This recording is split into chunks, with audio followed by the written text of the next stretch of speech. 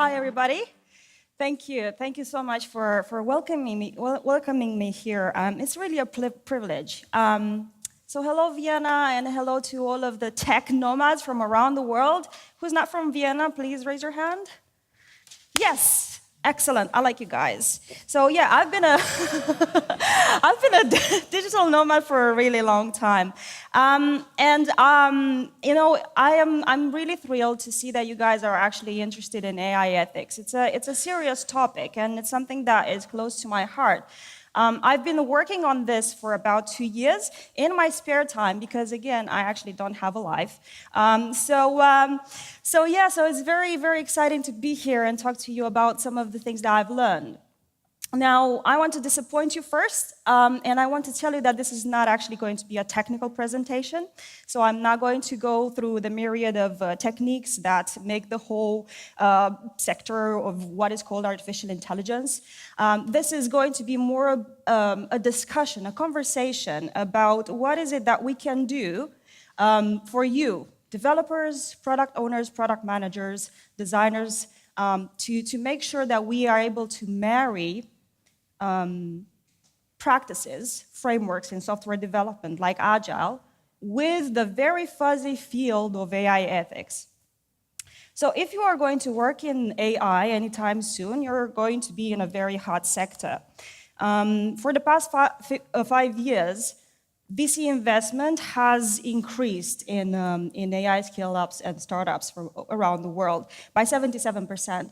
The hottest hubs are London and Frankfurt, but the expectations are really huge as well, right? So it is expected and estimated by PwC that AI will add $15 trillion to the global economy in the next 15 years. No pressure there. So the expectations are absolutely huge. You know, scale-ups and established companies together, they're basically engaged in this AI arms race. Whoever makes it first and whoever delivers commercially ready AI systems first or faster wins, right? So it's no surprise that we've seen for the past few years a few mistakes and a few blunders, really, right? So let me go through some of them. In 2016, Joy demonstrated that facial recognition systems picked up on embedded bias. Those systems were not able to recognize dark-skinned faces. So she would wear this white mask so that her face would be recognized by these facial recognition systems. We all know about Cambridge Analytica, which has been accused of election tampering in the sense that Cambridge Analytica might have used machine learning to manipulate people's political preferences in a subconscious manner by serving specific type of content, some of which was fake. At F8, we saw that Facebook took a pledge to fix AI misuse with more AI. I'm not sure how that is going to go. We'll see over the next 3 years. But it is a fact that once you have broken people's trust, it's very difficult to correct that. And it's difficult because, you see, we put a lot of faith in technology, and especially in cutting-edge technology, that it will help us get rid of what holds us back as a society, prejudices, biases. However, we've seen that machine learning actually amplifies bias. So whose responsibility is it to make sure that the systems that you make available publicly are not biased? Whose responsibility is it? I want to also bring up the example of Tesla. Now, this is interesting because there was no software or hardware malfunction. What happened actually is that the driver overtrusted the autopilot system. He received several warnings, take over control of over the wheel, and decided to ignore that. And that's something that is called complacency bias. So whose responsibility is it that when you deploy a system out there that needs to interact with the user, that you make sure that you have the right notification, the right level of notification and warning in place to make sure that the user actually pays attention? That's an ethical and also a design thinking question. We've also seen the example of algorithms that were so biased that they amplified the whole idea of lack of equality and equity in the justice system. Those algorithms decided that people coming from disadvantaged areas were more likely to be guilty.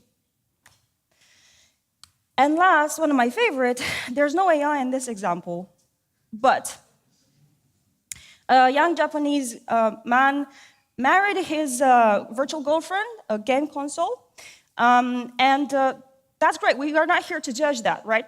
But what we're here to talk about is if we're going to have smart agents in the future that will be very much human-like, do we not have the responsibility to put in place a certain level of disclosure? And say something like, well, thank you for purchasing me. I am not actually your virtual girlfriend. Do you remember that? So when you marry me, be aware. Now, a lot of people might think that regulation is the answer. But regulation is actually sometimes something that slows down innovation. You are probably too young, most of you are too young to even have been born then, but there was what was called a Red Flag Act. It basically said that a person was supposed to jog in front of the car, warning that there's a high-speed car coming behind him. Now, that is great, because everybody's safe in those conditions, but it does actually stifle progress. So what is the equivalent of the Red Flag Act today? So it could be that the equivalent is what will be called an AI ethics guideline, which will be produced by the European Commission by the end of this year, and also GDPR. Now, the ethical landscape is very complex. In case you haven't been aware of these institutions and the work that they have produced, please go ahead and maybe you can read some of the pages. There are a lot of pages. So I work with the IEEE Institute organization on 3 groups. So I looked at well-being, transparency, and AI ethical standards. And that was absolutely amazing. But I also realized that it is just so difficult to even get somebody to read 250 pages. And then it's difficult to get them to understand how are you going to implement them in a practical way, concrete way, when you actually have to deliver something 3 months from now, right? Like, it's just so, the gap is huge. So let me give you some examples of these principles. These are just examples. So one startup has announced that they will integrate with Apple HealthKit to make sure that their predictive models are improved and optimized. Awesome, but we know that Apple HealthKit did not have a period tracker for about 1.5 years.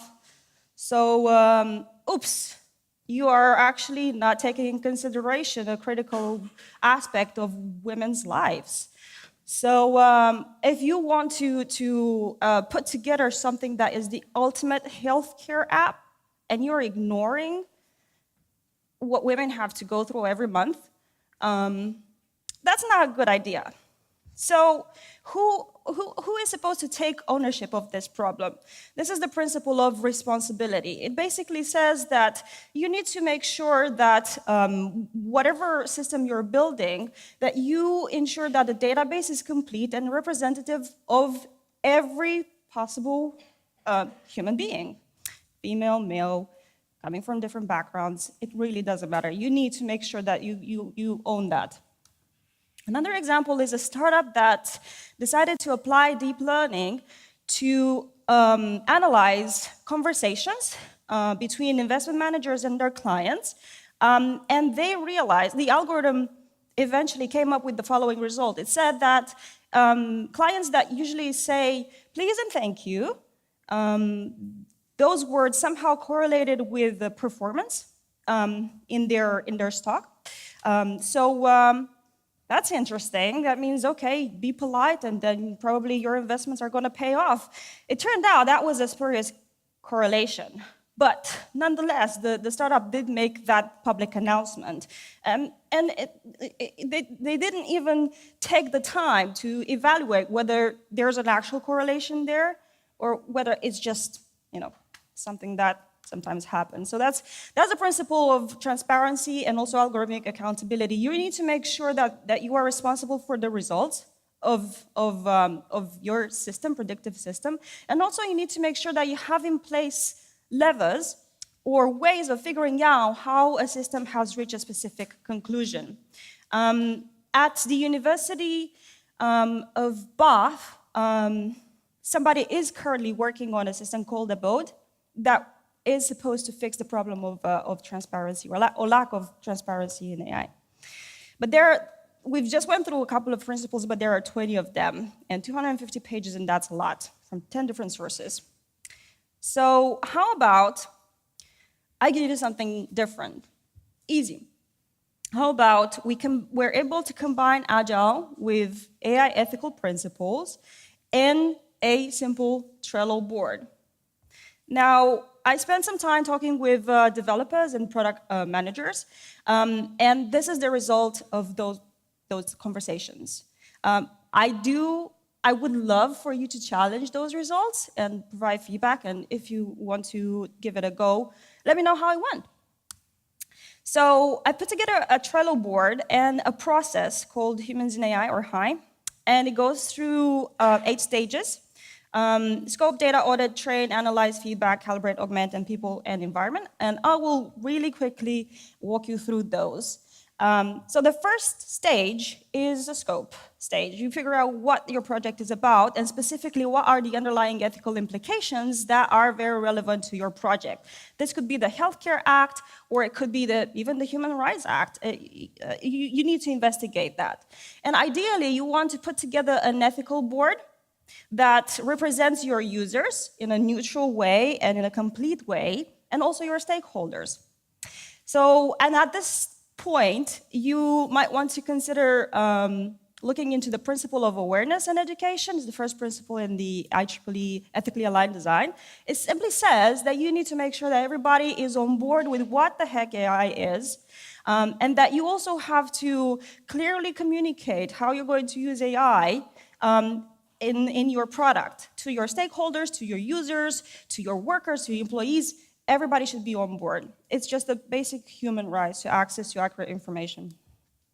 The second stage is something that you might be familiar with. It's all about making sure that you go through an auditing process. You need to ensure that your data is relevant to the problem that you're trying to solve, that it is clean, and that it represents your users, that it is not intrinsically biased. You might also want to look at GDPR compliance and put in place mechanisms for correction. So also the principle of transparency says that the highest level of transparency of an AI system is when you are able to interact with it and correct if you identify that something is off. So an interesting tool is the Data Ethics Canvas, which was released by Open Data Institute. Go ahead and use it. It's super easy, and it's really worth it. The next stage is when you basically build and deploy your system in a sandbox environment. And this is when you want to pay attention to the principle of transparency. Make sure that you're able to trace back how a system has reached a certain conclusion or a specific output. Then it's the analyze stage, and this is an interesting one because I want to help you realize that there's a difference between R&D ready projects and commercially ready projects. You might want to say that, okay, if the error rate is really low, then that is an amazing project and let's put it out there. But that doesn't mean it's actually ready for public release. So what are the benchmarks that you need to compare between R&D ready and commercially valid products? Counterfactual fairness is just one way of correcting bias, if you are able to identify what is the source of bias in your data. Otherwise, just go ahead and commission more data. And this is where you address the principle of responsibility, which it basically says that you should take into account the fact that your users will be diverse and coming from different types of backgrounds.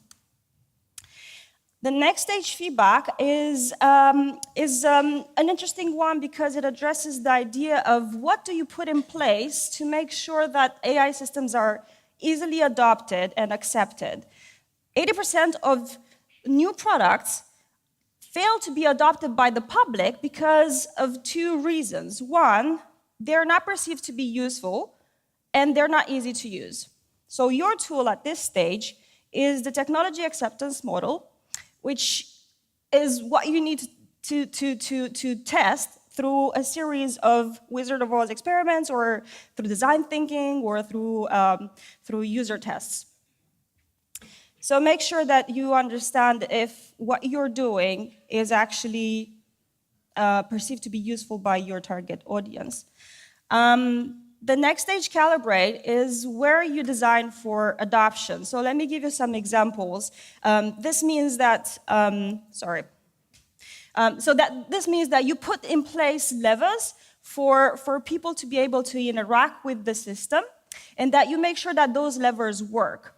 And this is why Tesla's example is a great one. Right? The driver was watching Harry Potter at that time, but he still decided to ignore the warning signs. So the question is, are we testing enough? Are we correcting for the complacency bias, right? Do we have enough warning signs in place, and are they the right ones? And if those don't work, what should happen then? What should happen with the car then? Definitely it should not end in a car crash. The next agent is about your responsibility as designers and developers to create systems that do not over-automate jobs. Those systems are designed to augment jobs and help people be better at what they do. So an example is giving customer support agents the ability themselves to interact with a conversational, with a tool that allows them to build a conversation and even correct it, so intervene. So make sure that the systems that you are building have UIs that are easy to interact with.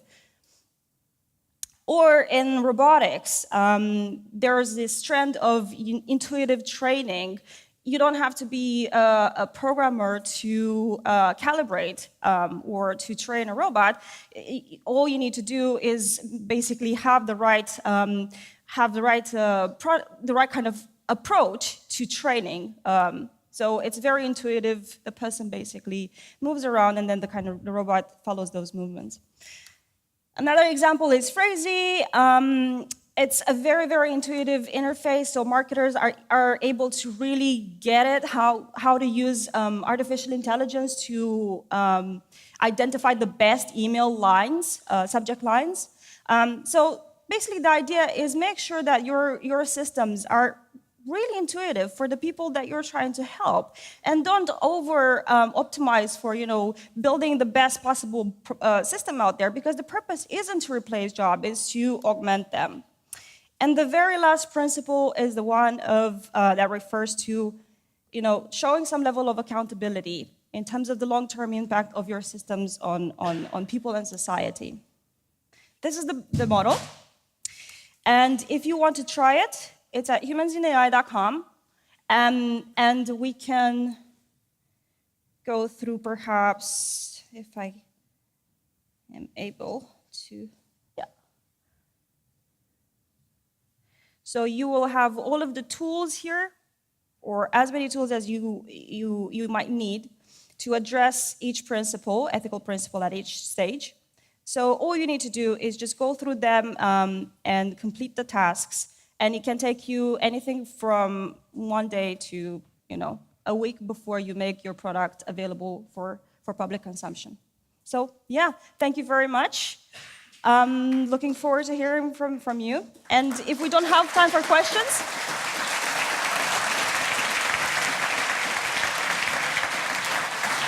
Thank you, Catalina.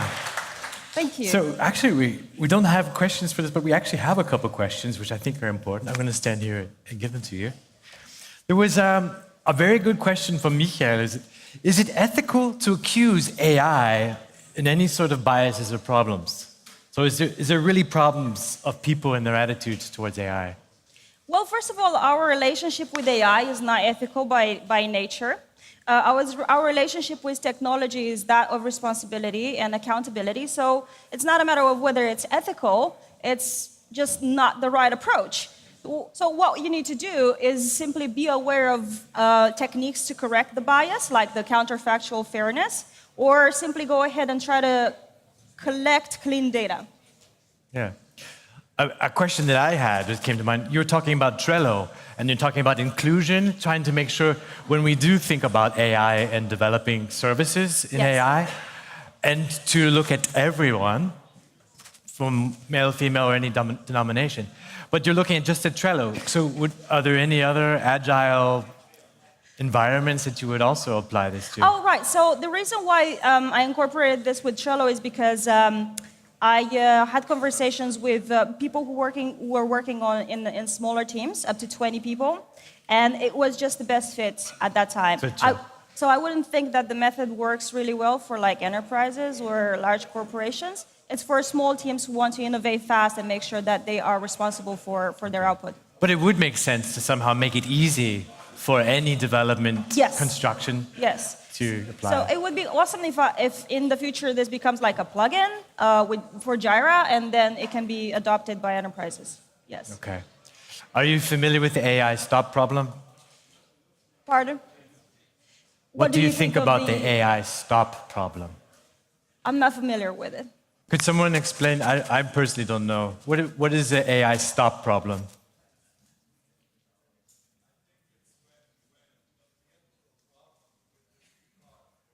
Oh, okay, yes.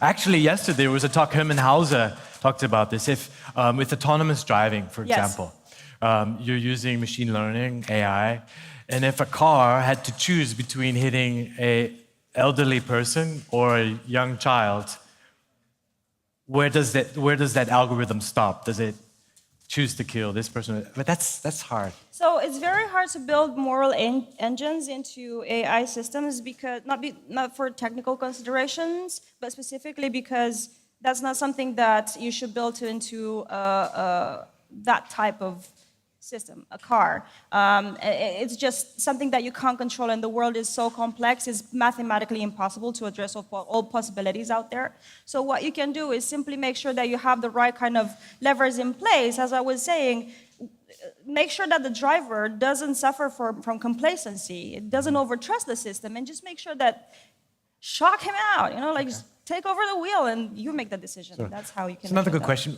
Where can I go in Germany, Austria, or Switzerland, or here in Vienna to get more information and support for AI compliance? Oh yeah, that's an absolutely great question. So the Ethically Aligned Design document is available today at Ethics in Action at IEEE. You can go ahead and contribute with feedback. That's super welcome. I think that document will actually inform the official AI ethical guidelines document that the European Commission will put together. But your starting point is the Ethically Aligned Design document. Okay. Who would be responsible for enforcing the ethics standards or ethical standards, in your opinion? Is it the product manager? Is it the... Yeah, so I think that's why you need an ethical board. That's why in the first stage you want to have a small group of people, 3 people. One might be a product owner or a product manager, but you need to have somebody who's neutral and comes in with a very neutral and disconnected point of view, and make sure that there's no in-group bias. Okay. Last question, and we have time for our next talk coming up. There are a lot of laws that basically are enacted after a problem occurs. Yes. AI law would have to set rules which can be applied at the point of training. So this is before a problem occurs. Mm-hmm. So is there a movement to do this, or is CDAI part of that movement? No. So the way we could address this is, so indeed, in the legal system, you need to have a precedent for anything to be incorporated officially. So you can't say, well, this might happen, so we need to reinforce it. But that's the point of having an ethical by design process, like the method that I was just walking through, because it kind of helps you think about those scenarios. And that's the best that you can do to just make sure that you're able to sleep at night without thinking that your system might do something that you're not aware of. Thank you. I did say that was the last question, but this is a really good question. And we still have the very, very last question. You focused on enhancing jobs. Is replacing human labor with AI inherently unethical? It is not inherently unethical, but sometimes we undermine the struggle and the difficulty of some people to make that transition. Currently in Europe, I think some stats might indicate that like 20% of businesses are fully they're literate, right? So very skilled, only in like digital tools. So like, what's going to happen with the rest of the 80%? You just need to make sure that the transition is actually easier for everybody, because jobs are not created by the government, or they're not created by necessarily like new jobs. They're not created by new companies and the government. Nobody writes them down. Oh, you're going to be a chatbot trainer. Those jobs emerge. They emerge naturally. So it's not inherently unethical, but it will contribute to the benefit of society if we have the systems in place to enhance the jobs that we do today and transform them so that we move into a better future with less friction. Thank you. Catalina Butnaru, AI Design Process Thank and you Ethics. very much. Thank you. Let's give it a hand.